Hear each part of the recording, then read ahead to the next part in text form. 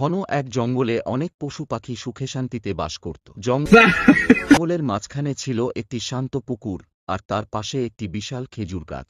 সেই গাছে একটি ছোট্ট পাখি ডিম পেড়ে বাসা বেঁধেছিল। পুকুরে থাকত একটি সাপ, যে অনেকবার ডিম খেতে চাইলেও সফল হয়নি।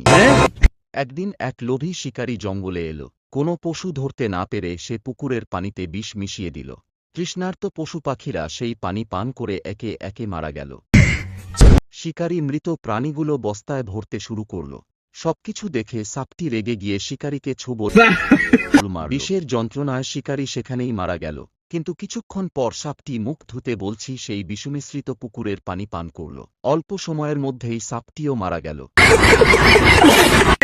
নীতি কথা: অন্যের ক্ষতি করার লোভ শেষ পর্যন্ত নিজেরও সর্বনাশ ডেকে আনে।